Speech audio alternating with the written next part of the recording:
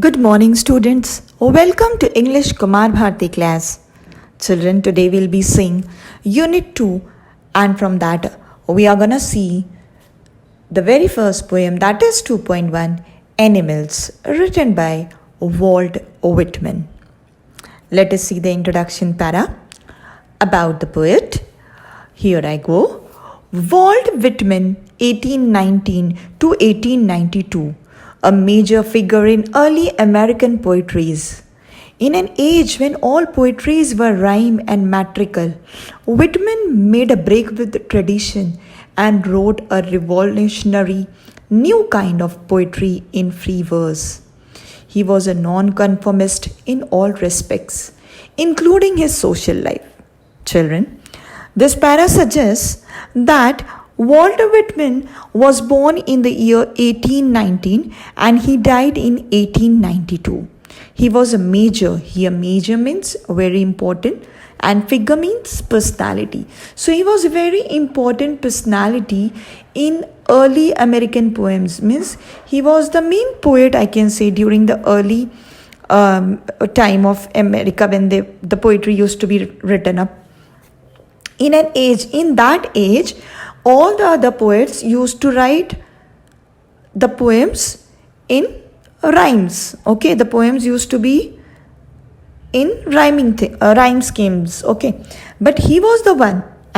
Walt Whitman was the one who broke this tradition. At that time, he was the one who broke this tradition of writing the poem in the rhymes, and he wrote the poem in a revolutionary way. Revolutionary means he brought a change in that writing concept, and he started a new kind of poetry, that is in free verse. Yes, we know what is a free verse. Free verse is a poem where we don't have same metrical, same patterns, rhymes. You can write in your free verse. So this break was given by Walt Whitman, and he was the one who brought the change in the world of poetries. And not only in the world of poetries, further the paragraph says that he was a non-conformist. Now, what do you mean by non-conformist? Non-conformist means a person who does things in different way. So, see now, he did the writing style in different way. Like this, it means, I mean that he broke that tradition. Yes, in the same way, he was different in all the respect. Here, respects means ways. In all the ways, he was different, including his social life. Means in his day-to-day social life also, he was quite different as compared to other people. So that was all about the poet. Let's move to the second para, which tells us about the poem. That is the summary of the poem. The poet tells us that he feels more at home with animals than humans, what he finds complicated and false. Now, what does this para conveys? This para gives us the clear image that what is the poem about. Here, Walt Whitman has shown in this poem, the poet has shown a comparison between human beings and animals. He is pointing out all the bad things, all the evils present inside human brain. Children, it's human brain who bring out the evils in the world. Yes, and he thinks that animals don't have that evils. It's only human being.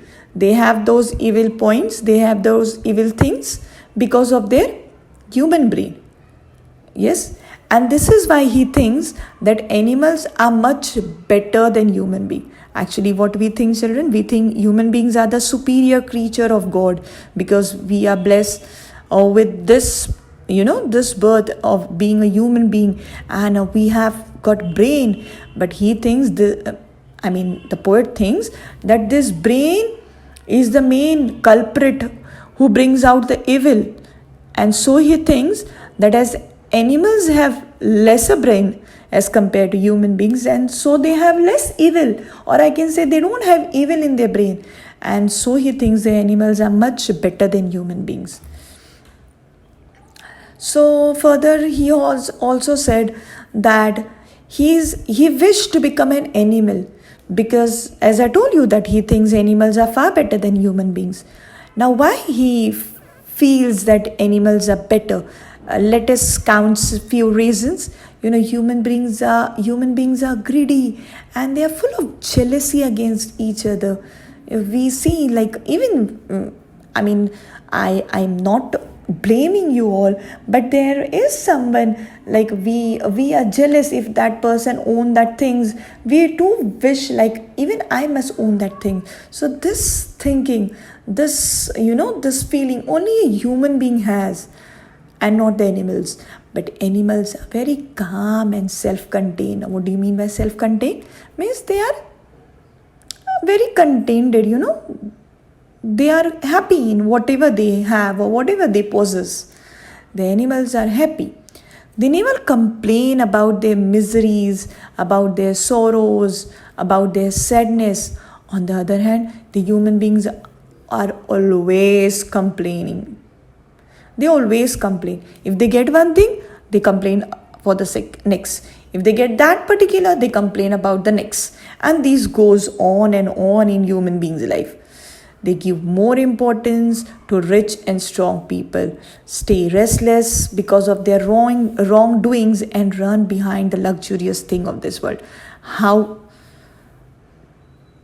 truth fact the poet has revealed. The poet is saying that the human beings always like a rich and strong people.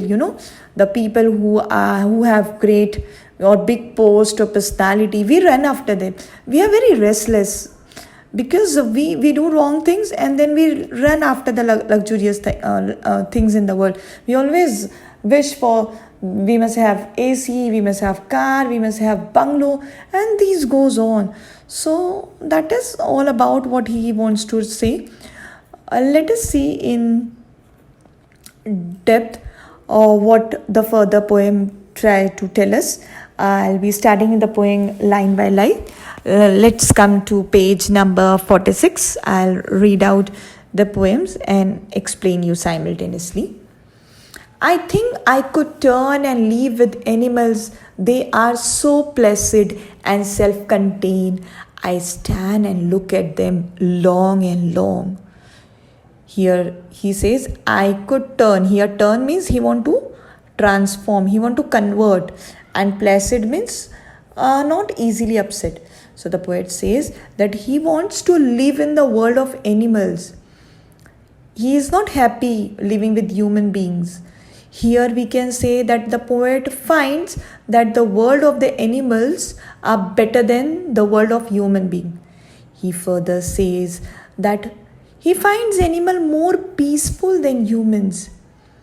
According to him, animals are not running after worldly thing, as I told you in the introduction summary. We human beings run after all the worldly thing, as I gave you example of the bungalow and car and so on. Animals are very calm. They don't have any greed, and they don't want any type of achievement. They are very, very self-contained. Means they are happy with their life. Whatever do they possess, they are happy with it. They never interfere in the life of others.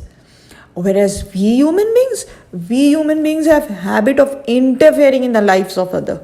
So poet thinks that animals are better than human beings for being calm and not interfering.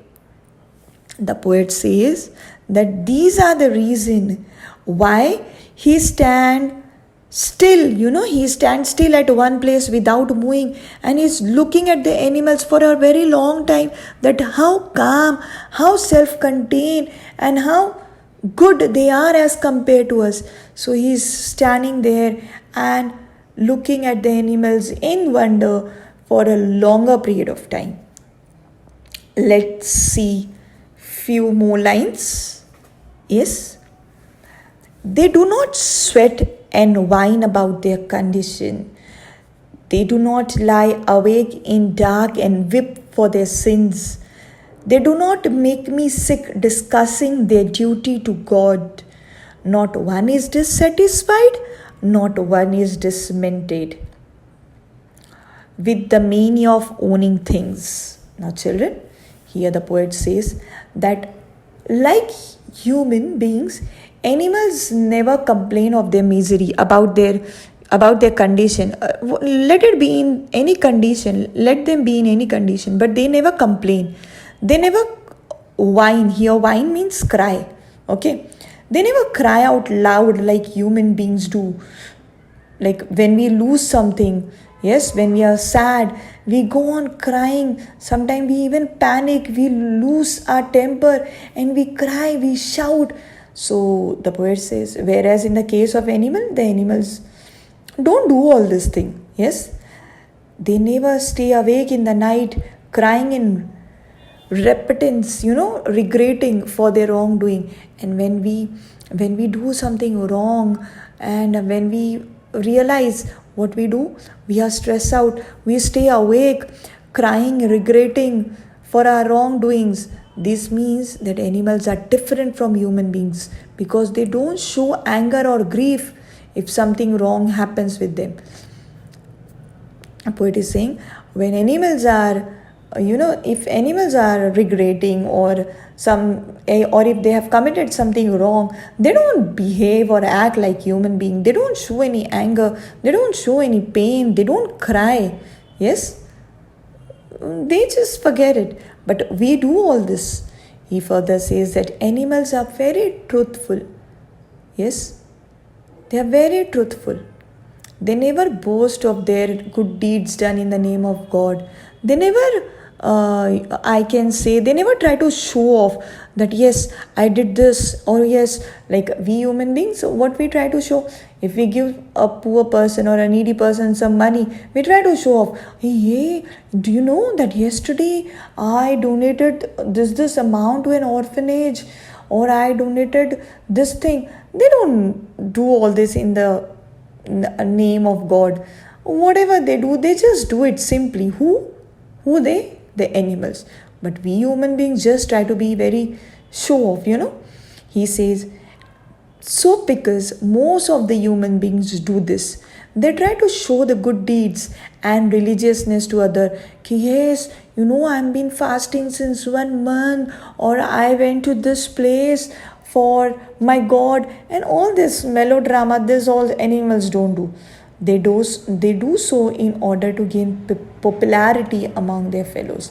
And why human beings do so? Because they want to gain publicity. They want to become popular among their fellows.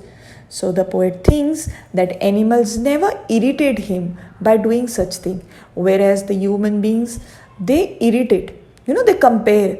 Like we are standing in one of our group, and someone is comparing, someone is just enacting very like a very show off person, and he says that irritates me.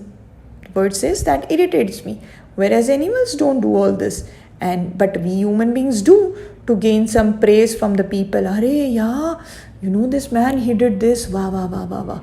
So with all this wowness, with all this wow, we try to, no doubt we become happy, but at the same time we are irritating other people. And the poet says that animals are not dissatisfied like humans. They live happy in whatever condition they are. They never run behind the worldly thing, as I said. They never try to possess or own any luxurious or comfortable thing. He says none of them is mad, They are not mad. We human beings are mad. We just go on wishing. Today if we want this, and if we get it tomorrow, the other day we want something else. And that's the reality he's trying to show. He's trying to show the true mirror, I can say, the clear mirror, the clear image of the human beings, that how human beings are. They are just mad about owning things. And that was all about in this I can say 4 lines. Moving to the next lines, let's see. Not one kneels to another, nor to his kind that lived thousands of years ago. Not one is respectable or unhappy over the whole world. So they show their relation to me, and I accept them. They bring me token of myself. They evince them plainly in their possession. So what these lines tell us? Here, evince means to show. Yes. So the poet says that he has never seen any animal showing his devotion to anyone by doing, or I can say, by bowing down in front of the person. We bow, we bow. We bow in front of big people or some great personality. We bow in front of God. But he says the animal don't do all this. They never do so. Even for their ancestors, we do. We bow down before, or I can say in front of our parents, in front of our grandparents, in front of our ancestor, in front of our gods, in front of some great strong people. But animals don't bow down. They never bow down in front of their ancestors also. They do not show their devotion towards God like human beings do. No one among them is more respectable. Means they are equal. No one is important. No one is, superior. No one is inferior. But in our human society, we see everywhere there is inferiority. Someone is behaved as a very big personality, while someone is treated as very low, downtrodden people. And then these poor people have to bow down in front of those big personality. So he says all this I get to see only in human society, whereas in animal society I don't see all this. There is no one big or no one small as such. In human being, rich people are generally given more importance, whereas the poor are treated with less respect, or I can say no respect. Yes, and that's what he's saying. He's saying that they don't give. In animals, I don't see all this. Everyone in the animal world is happy. They don't like human beings who find themselves the happiest or the saddest person on earth. Further, the poet says that animals are more honest in showing their relations with other animals. Here he wants to say that animals use other animals as their food, and they never try to hide this. Means he's showing that they are very honest. If they are good, then they'll try to show that we are good. If they are bad, then they'll try to show that they are bad. For example, if some animal feed on other animal, so they will never try to show that yeah, I'm your friend. They'll show it that yes, you are my food and I may attack you. But in case of human beings, we try to act very nice and very friendly, and we try to have very cool relation with others, but from within we are actually opposite. The reality is we are opposite. We have something else in our heart and we try to show off something else, where in the case of animal it's not. It's whatever is inside, that same thing is reflected outside. Maybe we are jealous of that person, but on that person face we try to be, oh, you're so good, you're so you're so innocent, you're such a good person, and blah blah blah. But all this melodrama the animals don't do. The poet says that he accepts the fact that animals are true towards showing their relation with other animals. They accept. Even animals accept that human beings, whatever the human beings are, they are. But we don't accept. We just try to, judge people in other way, and we try to treat them in some other way. So that's what these lines conveys. Moving to the last two lines. I wonder where they get those tokens. Did I pass that huge times ago and negligently drop them? Now here, what I can say, negligently. Here, negligently means carelessly. So at the last, the poet is trying to ask himself, he is questioning himself, and he says that from where the animal got all these good qualities, from where they have owned all these qualities. He further questioned himself. He is asking that where his own good qualities are gone. Actually, we all know that human beings are superior. So, but obviously, the human being must possess the good qualities. But he is asking himself that if we are superior and if we do possess these good qualities, then where have these good qualities gone from us? And I can see the animals have these good qualities. So he's asking himself, did we did we leave? So he's asking, did I pass? Here I means the human beings. This, whether we have passed on, and did we leave, or we have carelessly lost all these qualities somewhere? The qualities that were found in human being in the past, like innocence, kindness, truthfulness, are now seen in animals, and we don't find all these qualities in today's human being. Yeah, of course, the human being used to possess these qualities, but it was in the past time, our ancestor time. Those peoples were not so, I can say, cunning or so sharp. At that time, they possess all these innocence or kindness or truthful quality. But these days, we don't find today's human being, having all these qualities. He wonders that human gave these qualities and they have been passed on to the animals. And so he's saying that I wonder, I just think in surprise, and I think that whether human beings have passed on these qualities and given to animals. Kya?